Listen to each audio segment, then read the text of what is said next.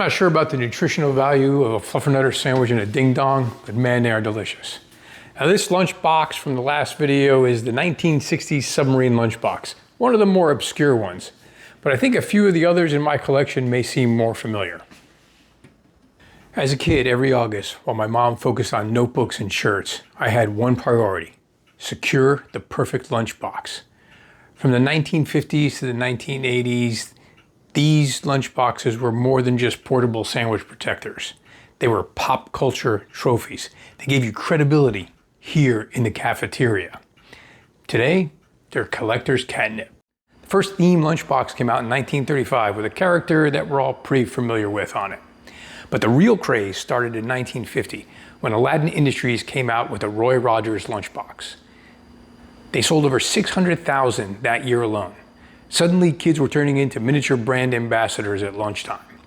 And then in 1953, American Thermos dropped the Hopalong Cassidy lunchbox, and they sold over 2.5 million. At that point, it was game on. These things were pretty indestructible, as you could tell, and they could survive for decades. But it didn't matter if yours had no dent, scratch, or mystery stain on it. The goal every fall was a brand new lunchbox with your current favorite whatever on it. Westerns dominated initially, but TV would soon launch new stars. And that brings us to the rocket-fueled portion of the lineup. Cold War anxieties, space race excitement all landed right smack dab in the middle of the school cafeteria. And take this guy, for example, Colonel Ed McCauley. Based on the show Men into Space, this box had kids prepping for liftoff while unwrapping their PB&J sandwiches. And how about Steve Canyon? Comic strip hero and later TV hero.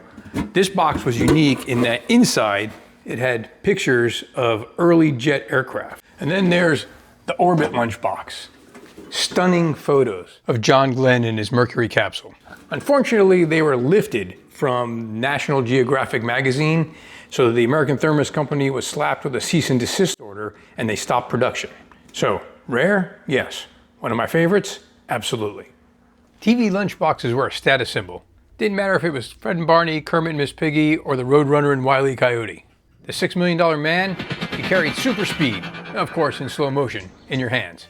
The Partridge Family basically told everyone at the table, come on, get happy.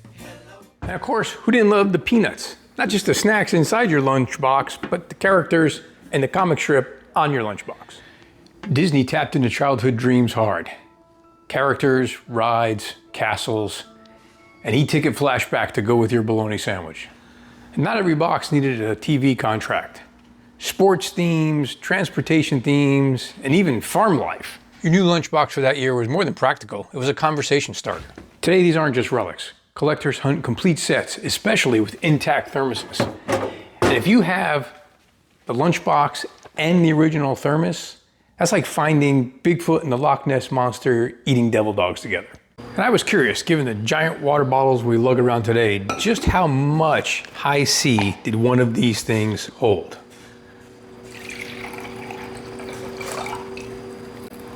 And the answer is 8 ounces.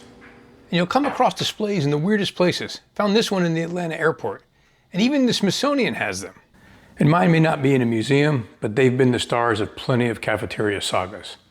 And I've often wondered what a lunchbox themed around me might look like. Perhaps test pilot, or maybe adventurer explorer. From playground gossip to prize collectibles, metal lunchboxes are miniature time machines. Each dent and decal a memory of epic lunch trades and cartoon daydreams. So, the next time you come across one of these in a flea market, remember, you're not just looking at a lunchbox. You're looking at a piece of history that's seen more peanut butter and jelly and pop culture than most of us ever will. And just hope it doesn't come with a surprise leftover Twinkie from 1971. Thanks for watching. We'll see you next episode of Flashbacks and Fun Facts.